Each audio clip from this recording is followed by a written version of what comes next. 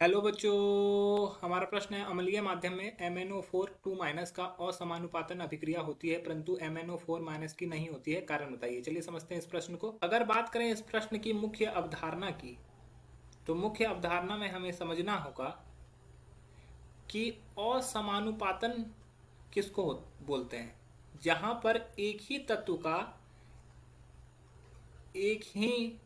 तत्व का ऑक्सीकरण भी हो, ऑक्सीकरण भी संभव हो और अवकरण भी संभव हो, तो उसको हम लोग बोलते हैं असमानुपातन।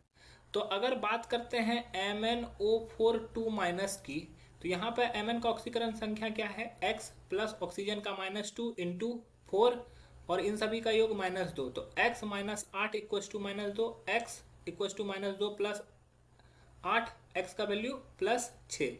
ठीक है। और वही बात करते हैं MnO4- की।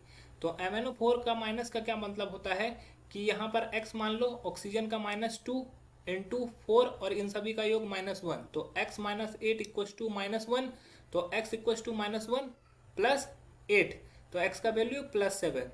तो यहाँ पे ये +7 दिखाता है। अब समझो यहाँ पर ये असमानुपातन क्यों दिखा रहा है। तो Mn जो होता है, Mn का उदासीन, Mn का अगर ऑक्सीडेशन स्टेट लिखें 25, तो ये आर्गन, उसके बाद होता है 4s2 3d5, इसको पुनर्व्यवस्थित करेगा। ये पुनर्व्यवस्थित करके आर्गन 3d5 और 4s2। अब ये मैक्सिमम ऑक्सीकरण अवस्था कितना निकाल सकता है, 2 इलेक्ट्रॉन यहाँ से और 5 इलेक्ट्रॉन यहाँ से। टोटल मैक्सिमम जो इसका ऑक्सीकरण अवस्था दिखता है वो +7 दिखता है। ठीक है।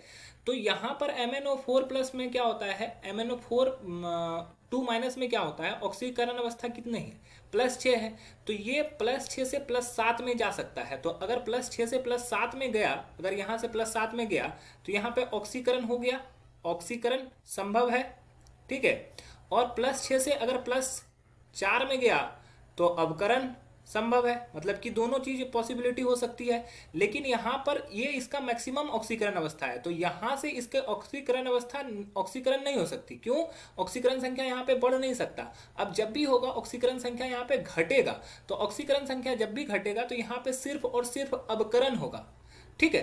तो अवकरण होगा तो सिर्फ एक ही चीज हो रहा है। और असमानुपातन किसको बोलते हैं, जिसका ऑक्सीकरण और अवकरण दोनों हो। तो यहाँ पे सिर्फ अवकरण हो सकता है, अतः इसका असमानुपातन मुश्किल है। लेकिन यहाँ पर ऑक्सीकरण और अवकरण दोनों संभव है, इसी वजह से MnO4 2- का असमानुपातन अभिक्रिया होता है। आशा है यह प्रश्न आपको समझ में आया होगा। धन्यवाद।